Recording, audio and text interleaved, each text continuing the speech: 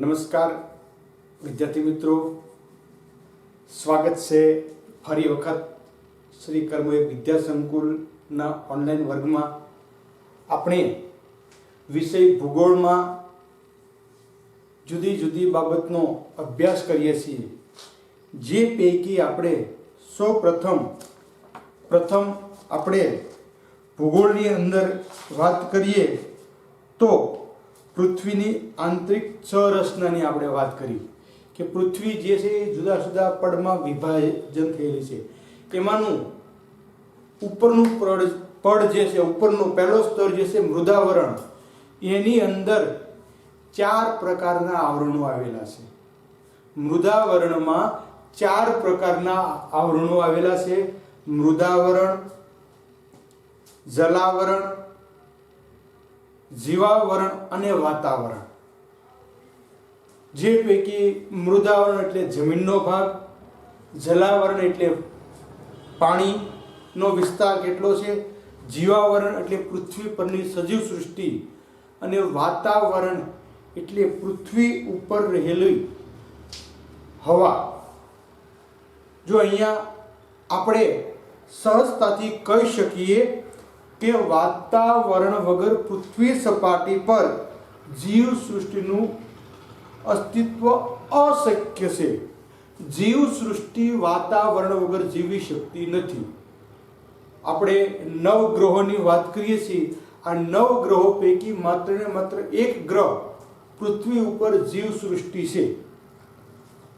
હાલ સંશોધનકર્તાઓ જુદા જુદા ગ્રહોનું સંશોધન કરે છે અને ત્યાં જીવ સૃષ્ટિ નિર્માણ થાય એના વિશેના પ્રયત્નો કરે છે, પરંતુ હજી કોઈ જગ્યાએ સફળતા મળી નથી.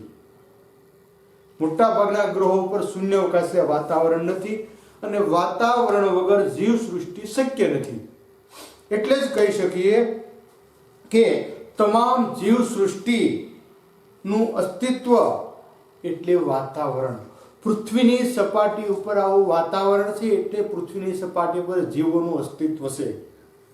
અને આ વાતાવરણ પૈકીનો ઓક્સિજન અને નાઇટ્રોજન આ જીવાણુને જીવંત રાખે છે.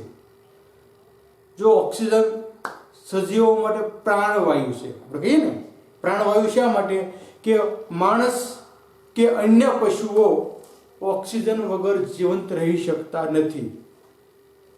ખોરાક વગર 1 દિવસ, 2 દિવસ, 3 દિવસ કે 8 દિવસ ચાલી શકે. પાણી વગર આખો દિવસ ચલાવી શકીએ, પણ ઓક્સિજન વગર ચાલી શકતું નથી. અને એટલા માટે જ ઓક્સિજનને આપણે પ્રાણવાયુ કહીએ છીએ. સજીવ સૃષ્ટિ માટે ઓક્સિજન સજીવ સૃષ્ટિને જીવંત રાખે છે.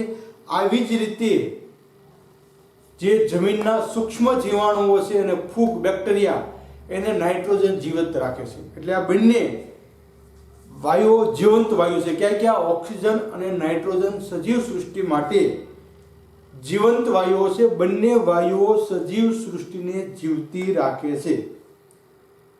વાતાવરણમાં આપણે જોઈએ તો વાદળ, ધુમ્મસ, વરસાદ, હિમ અને વરાળ વગેરે વાતાવરણમાં રહેલા પાણીના સ્વરૂપો છે. જો પાણી વાતાવરણમાં પાણી ભરેલું છે, પણ એ ક્યાં સ્વરૂપે હોય છે? તો આપણે વાદળ સ્વરૂપે આકાશમાં હોય. ચોમાસામાં જોઈએ કાળા ડિબાંગ વાદળા હોય અને વરસાદ વરસે છે. આ વાદળનું પાણીમાં રૂપાંતર થાય છે, એટલે પાણીનું સ્વરૂપ છે. એવી જ રીતે ધુમ્મસ, શિયાળામાં અત્યારે સવારમાં વહેલી સવારે જાગ્યા હોય તો થોડેક દૂરથી આગળ દેખાય નહીં, ધુમ્મસ હોય. વરસાદ, હિમ અને વરાળ ઉનાળાના સમયમાં જમીન પરના પાણીનું ગરમીથી શોષણ થઈ વરાળ સ્વરૂપે આકાશમાં ઉપર ચડે છે.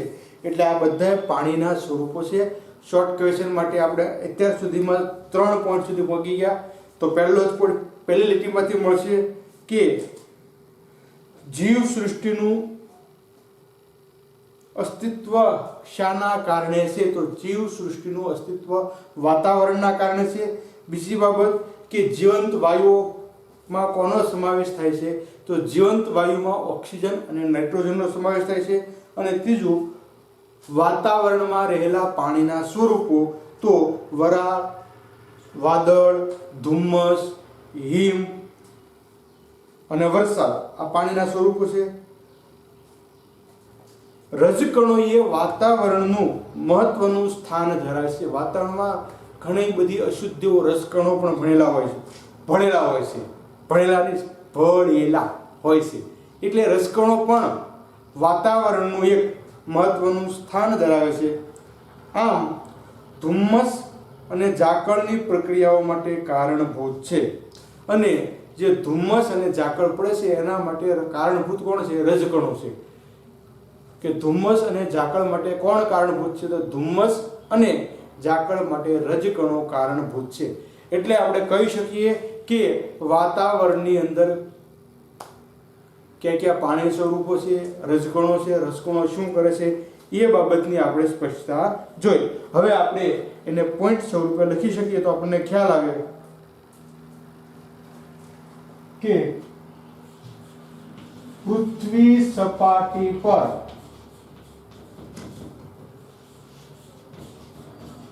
જીવ સૃષ્ટિ ના અસ્તિત્વ માટે વાતાવરણ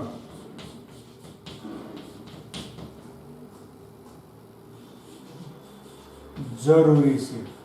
જો વાતાવરણ નહીં તો જીવ સૃષ્ટિ નહીં. એવી જ રીતે ઓક્સિજન અને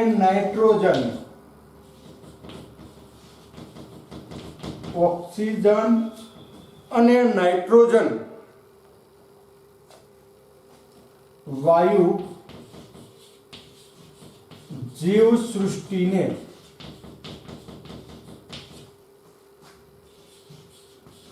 જીવંત રાખે છે.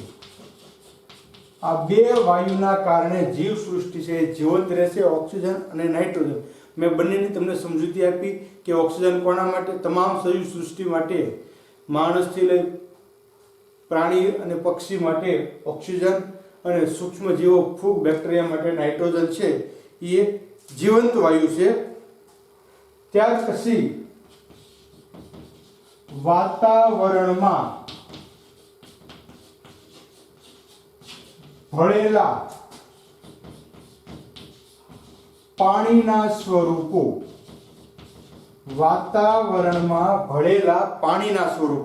તો પાણીના સ્વરૂપોમાં આપણે જોઈ શકીએ કે વાદળ, ધુમ્મસ, હિમ, વરસાદ અને વરાળ આ વાતાવરણમાં રહેલા પાણીના સ્વરૂપો છે. અને વાતાવરણમાં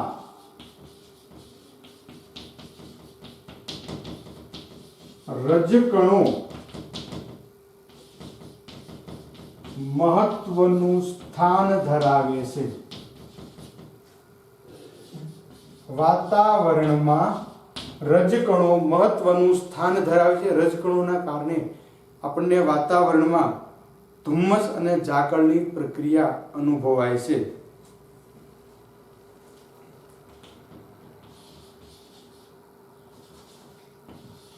રજકણોના કારણે વાતાવરણમાં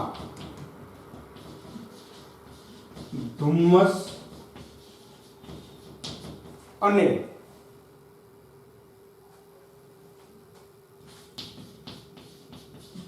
ઝાકળની પ્રક્રિયા અનુભવાય છે.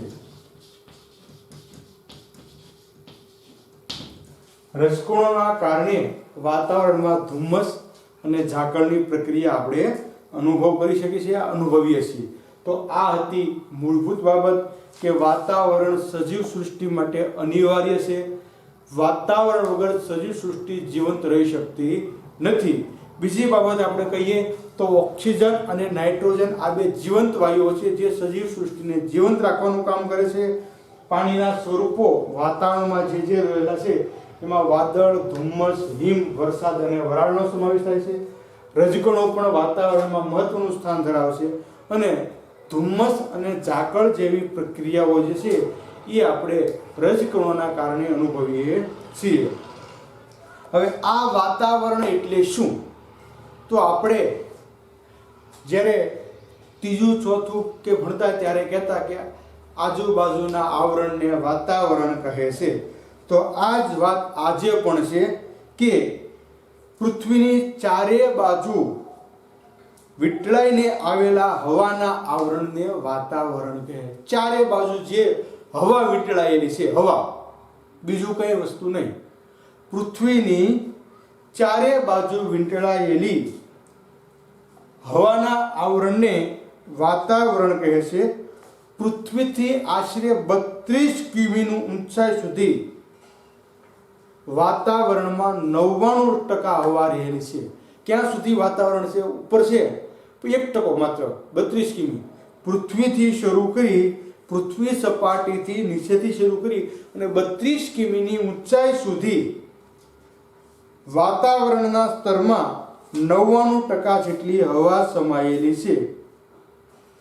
અને જેના કારણે આપણે કહી શકીએ કે પૃથ્વી સપાટી નજીકનું આવરણ ઘટશે અને જેમ જેમ ઊંચે જઈએ તેમ તેમ હવા પાતળી બનતી જાય છે. જો અહીંયા આપણે જોઈ શકશું, અગાઉ પ્રશ્નો આવતા કે પર્વતારોહકો પોતાની સાથે ઓક્સિજન ભરેલા બાટલા રાખે છે. કેમ ઉપર ગયા એટલે હવા પાતળી થઈ ગઈ તો ઓક્સિજન ઓછો હોય એમાં. નીચેની સપાટીમાં ઓક્સિજનનું પ્રમાણ વધારે હોય છે એટલે ઓક્સિજન પૂરતો મળે નહીં તો ઓક્સિજન વગર જીવન શક્ય નથી. એટલે પર્વતારોહકો, વિમાન ચાલકો જે છે એ પોતાની સાથે ઓક્સિજનના સિલિન્ડરો, બાટલા રાખે છે. એટલે જેમ તમે જમીન, પૃથ્વી સપાટીથી નજીક હો એમ વાતાવરણનું ઘટ સ્તર આપણને જોવા મળે છે. જેમ જેમ ઊંચાઈ જતા જઈએ તેમ તેમ વાતાવરણનું સ્તર જે છે એ પાતળું બનતું જાય છે. આ રીતે 32 કિમીની ઊંચાઈ સુધી વાતાવરણ વિસ્તરેલું છે. એમાં 99% હવા આ વિસ્તારમાં રહેલી છે. 32 કિમીથી વધુ ઊંચાઈએ જાઓ તો ત્યાં માત્ર 1% હવા, 1% વાતાવરણ તમને જોવા મળે છે. તો એ પણ આપણે જોઈ લઈએ.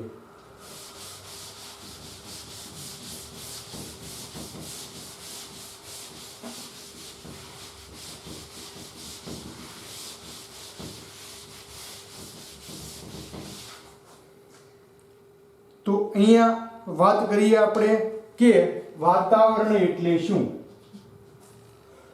પૃથ્વીની ચારે બાજુ વીંટળાઈને,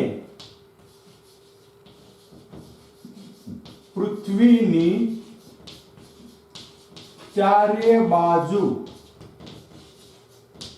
વીંટળાઈને રહેલી હવાના આવરણને વીંટળાઈને આવેલા હવાના આવરણને, ચારે બાજુ વીંટળાઈને આવેલા હવાના આવરણને વાતાવરણ કહે છે. આવરણને વાતાવરણ કહે છે. ચારે બાજુ જે વીંટળાઈને આવેલું આવરણ છે એને આપણે વાતાવરણ કહીએ છીએ. પૃથ્વીની સપાટીથી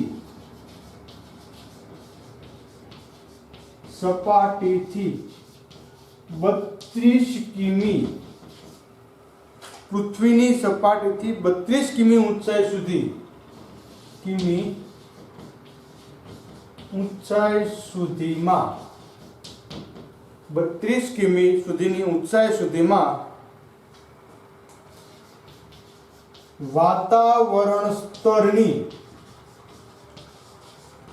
99% પૃથ્વીની સપાટીથી 32 કિમી ઊંચાઈ સુધી, પૃથ્વીની સપાટીથી 32 કિમી ઊંચાઈ સુધી વાતાવરણમાં સ્તરમાં 99% જેટલી હવા સમાયેલી છે. 99% જેટલી હવા સમાયેલી છે. પૃથ્વીની સપાટીથી આપણે જોઈએ તો 32 કિમી સુધી વાતાવરણમાં હવા જે છે આ હવા આપણે એમાં સમાયેલી છે. 32 કિમી સુધીમાં વિસ્તારમાં 99% જેટલી હવા સમાયેલી જોવા મળે છે. પરિણામ સ્વરૂપે પૃથ્વી સપાટી નજીક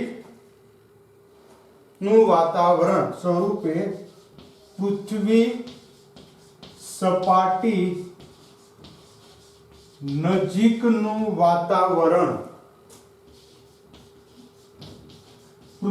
સપાટી નજીકનું વાતાવરણ ઘટ્ટ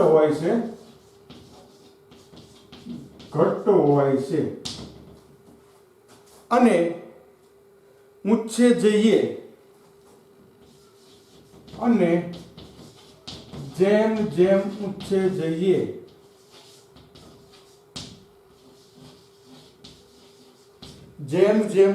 જઈએ તેમ તે પાતળું બને છે.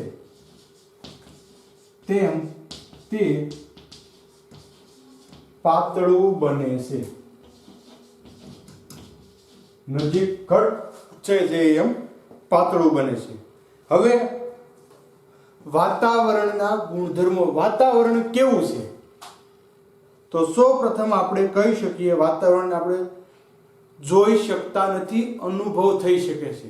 જમીનને આપણે જોઈ શકીએ કે આ જમીન છે, આ પથ્થર છે, આ ખડકો છે, એને આપણે જોઈ શકીએ. વાતાવરણને આપણે જોઈ શકતા નથી, એટલે કે અદ્રશ્ય છે.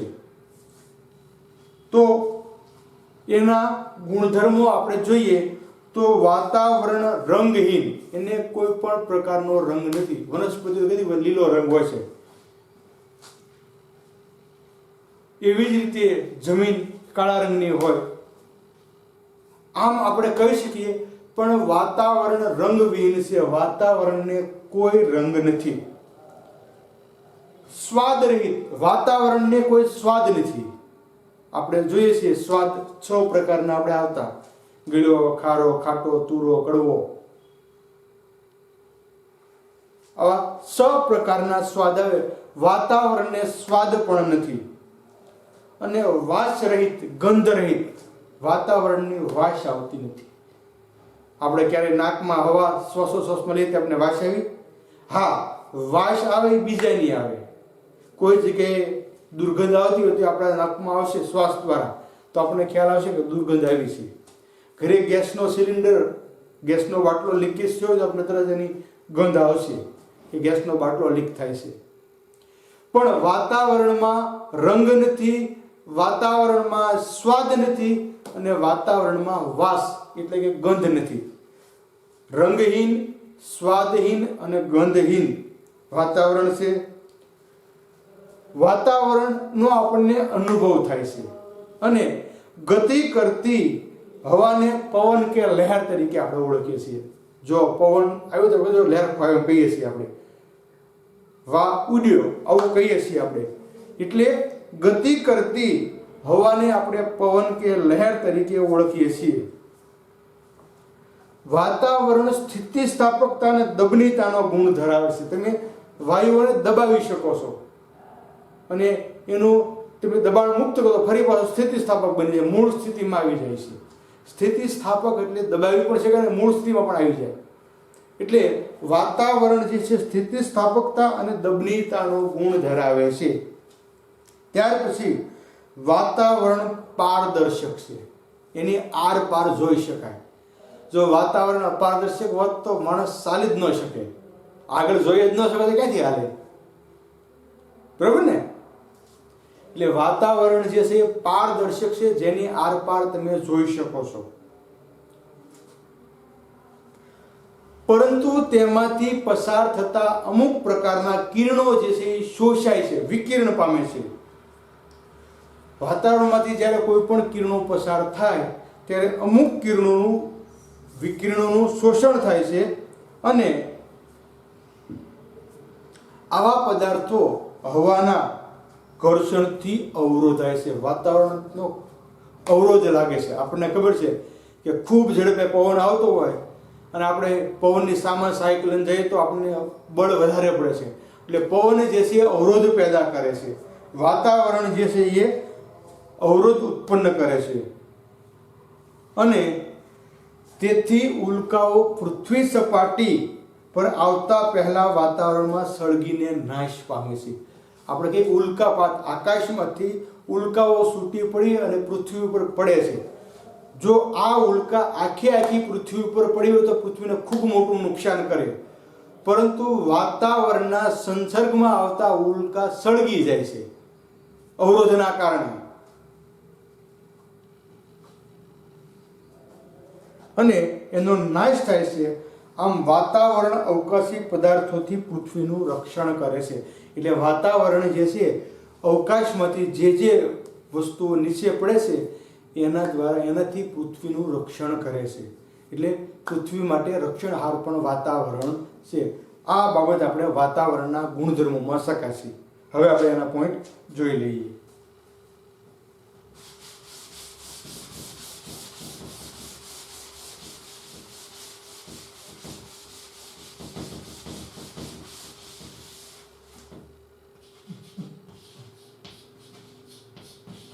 વાતાવરણના ગુણધર્મો. કેવા ગુણધર્મો વાતાવરણ ધરાવે છે? તો પહેલો જ ગુણધર્મ છે વાતાવરણ રંગવિહીન,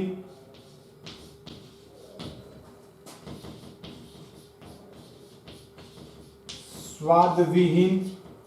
વાતાવરણ રંગહીન, સ્વાદરહિત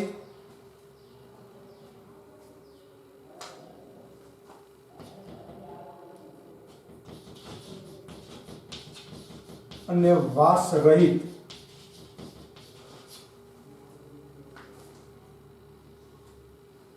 છે. ગતિ કરતી હવા, ગતિ કરતી હવાને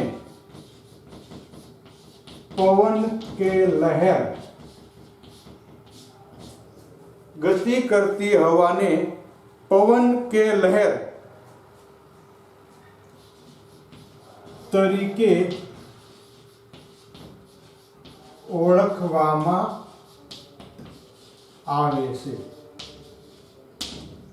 ગતિ કરતી હવાને પવન કે લહેર તરીકે ઓળખવામાં આવે છે. ત્યાર પછી વાતાવરણ સ્થિતિસ્થાપકતા અને દબનીયતા તાનો ગુણ ધરાવે છે. સ્થિતિસ્થાપકતા અને દબનીયતાનો ગુણ ધરાવે છે. વાતાવરણ સ્થિતિસ્થાપકતા અને દબનીયતાનો ગુણ ધરાવે છે. સાથે સાથે આપણે કહી શકીએ કે વાતાવરણ પારદર્શક છે. વાતાવરણ પારદર્શક છે. વાતાવરણ પારદર્શક છે, પરંતુ તેમાંથી પસાર થતી તેમાંથી પસાર થતા અમુક પ્રકારના વિકિરણો શોષાય છે, એનું શોષણ થાય છે, અંદર શોષાય છે અને હવાના ઘર્ષણથી અવરોધાય છે. અવરોધ ઉત્પન્ન થાય છે, અમુક કિરણો જે છે શોષાય છે અને હવાના સ્તરથી એમાં આપણે કહી શકીએ કે અમુક અવરોધો ઊભા થાય છે. હવાના અવરોધથી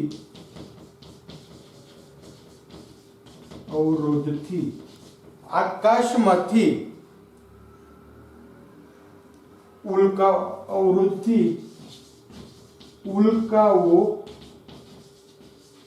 પૃથ્વી સપાટી પર આવતા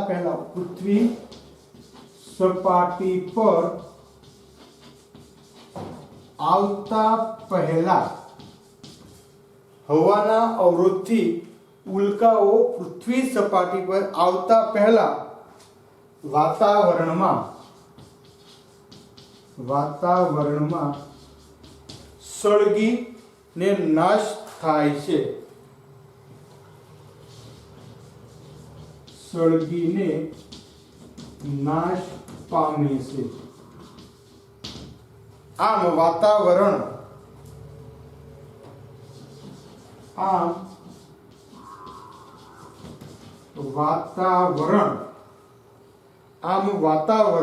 અવકાશી પદાર્થોથી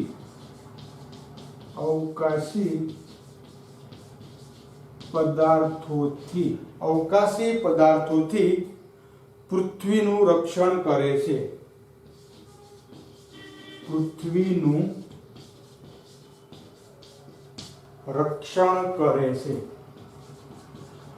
તો આ વિદ્યાર્થી મિત્રો આપણે 2 માર્કના પોઈન્ટમાં કહી શકીએ વાતાવરણના ગુણધર્મો જણાવો.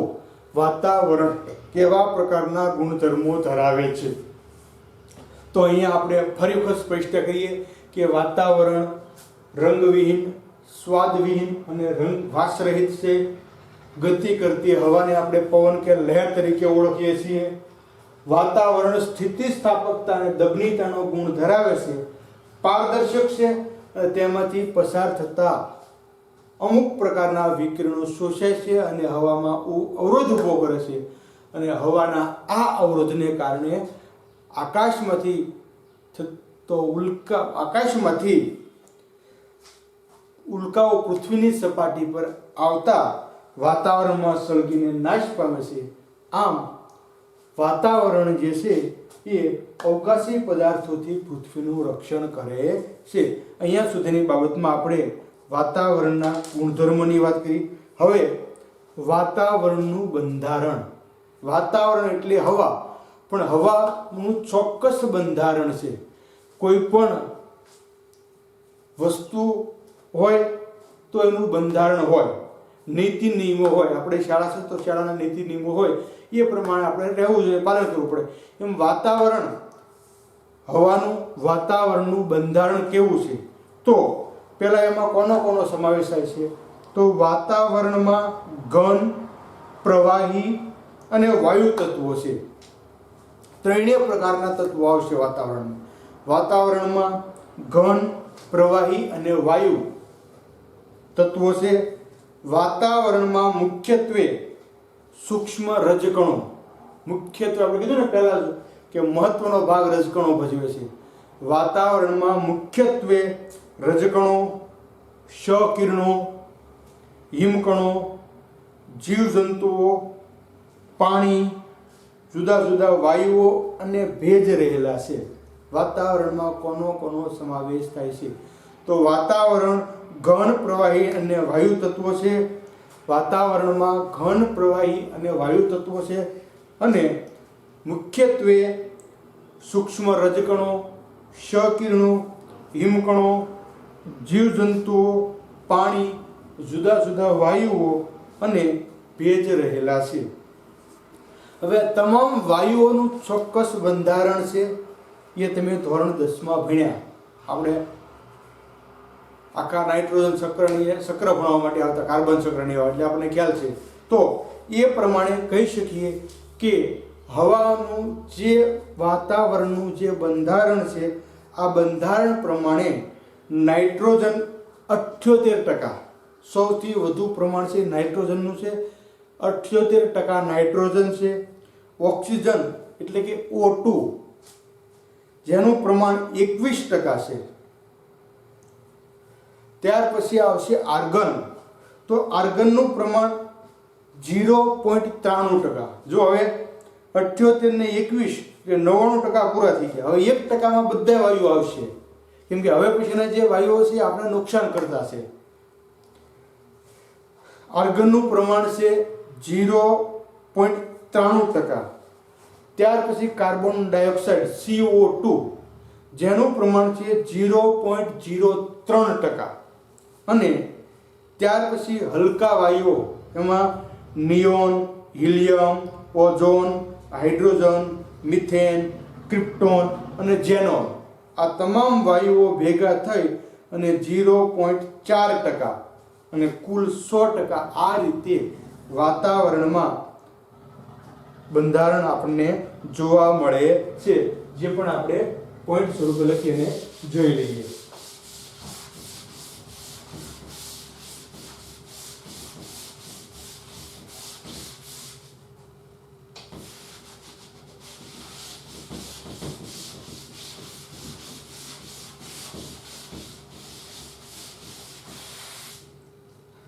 વાતાવરણનું બંધારણ. વાતાવરણનું બંધારણ તો એમાં આપણે જે કીધું એ પ્રમાણે કે વાતાવરણમાં ઘન, પ્રવાહી અને વાયુ તત્વો છે. વાતાવરણમાં ઘન, પ્રવાહી અને વાયુ તત્વો છે. ઘન, પ્રવાહી અને વાયુ તત્વો છે. બીજી બાબત આપણે કહીએ કે વાતાવરણમાં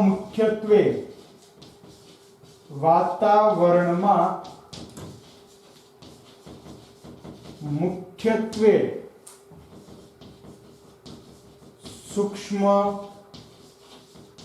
રજકણો, ત્યાર પછી ક્ષકિરણો,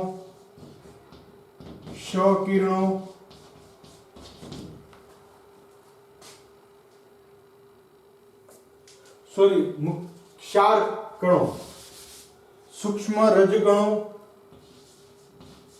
ક્ષાર કણો. વાતાવરણમાં મુખ્યત્વે સૂક્ષ્મ રજકણો, ક્ષાર કણો, હિમકણો,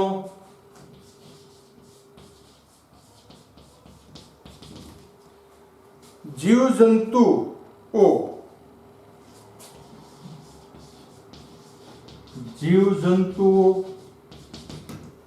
પાણી અને જુદા જુદા વાયુઓ. પાણી, જુદા જુદા વાયુઓ અને ભેજ રહેલા છે.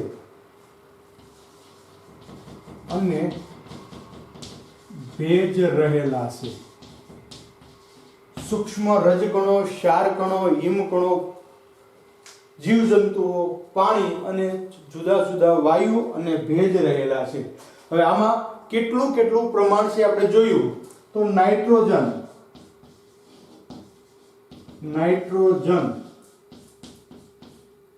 N2 તો 78%, સૌથી વધુ પ્રમાણ નાઇટ્રોજનનું છે વાતાવરણમાં. ત્યાર પછી ઓક્સિજન,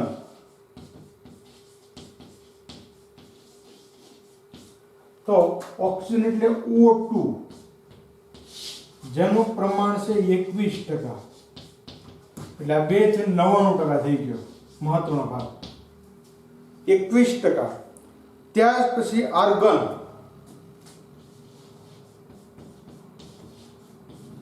આર્ગન, એટલે કે AR, સંજ્ઞા એની AR, જેનું પ્રમાણ છે 0.93%.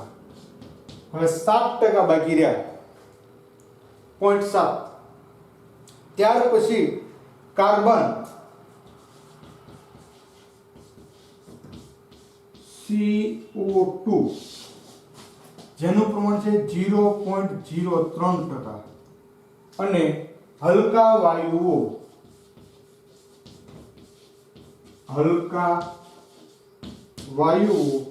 જેનું પ્રમાણ છે 0.04%.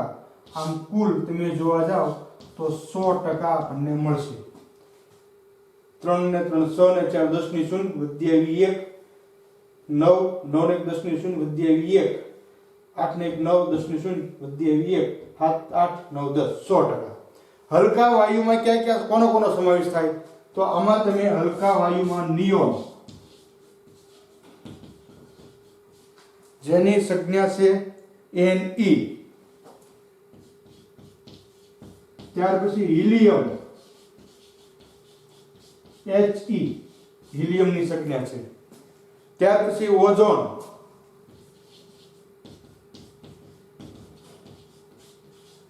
ઓઝોન એટલે O3,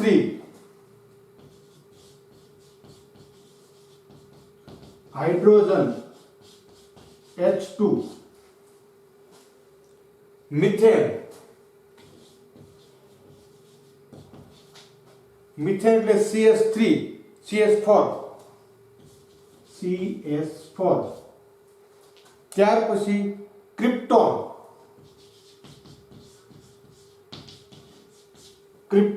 એટલે Kr,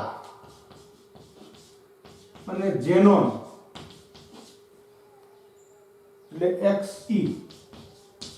આ રીતના બધાય વાયુ તેને 0.04% ભાગ ભજવે છે. હલકા વાયુમાં કોનો સમાવેશ થાય છે? તો નિયોન, હિલિયમ, ઓઝોન,